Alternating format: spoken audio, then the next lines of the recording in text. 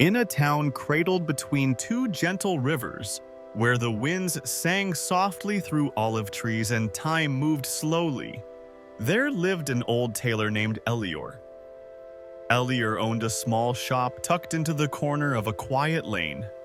No golden sign hung above his door. No glass windows displayed mannequins in flamboyant coats. Just a plain wooden board that read, "Tailoring done with care." He wore the same 3 shirts throughout the week, stitched with his own hands long ago. His shoes were worn, but polished. His smile was soft, and his voice even softer. And yet, everyone knew Elior was the richest man in the town. But if you walked past his shop, you'd never guess it. People often asked, where does his wealth come from? Some said he had inherited a secret treasure.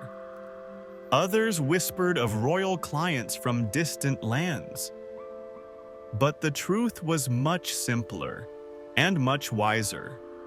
Elior had worked steadily for 50 years, saving more than he spent, investing a little at a time and avoiding one temptation, the need to show it off.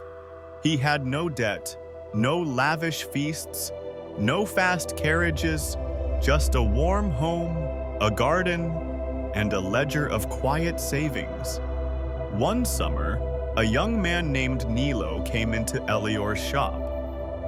He had just started working at the mayor's office and wore shiny buttons, expensive boots, and a pocket watch that ticked too loudly. "Elior," Nilo said with a grin, "I want the finest coat in town. Velvet, gold stitching, embroidered initials. I want people to know who I am the moment I walk by."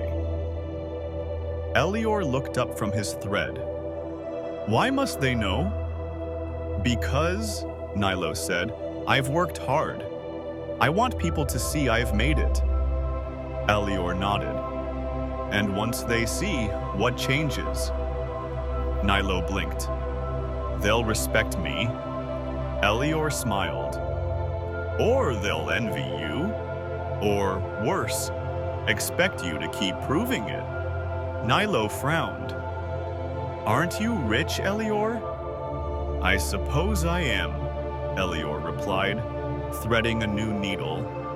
"But I've never needed a gold thread to convince anyone of it." Nilo left confused.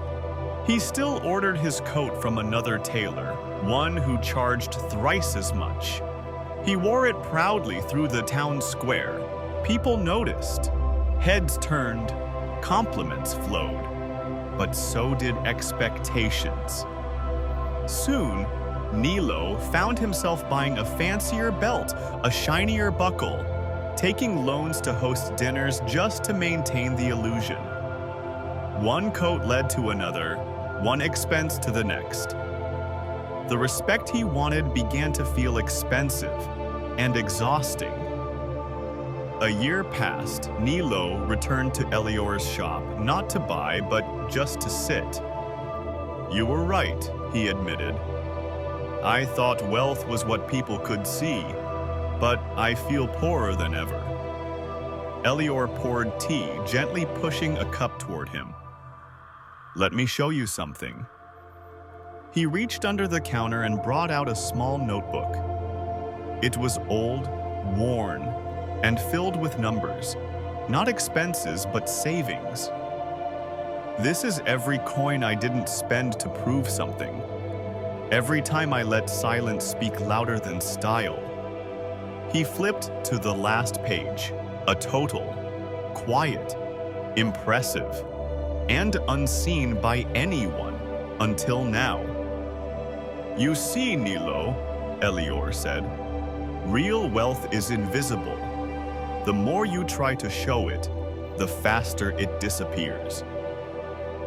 Nilo stayed a while that day.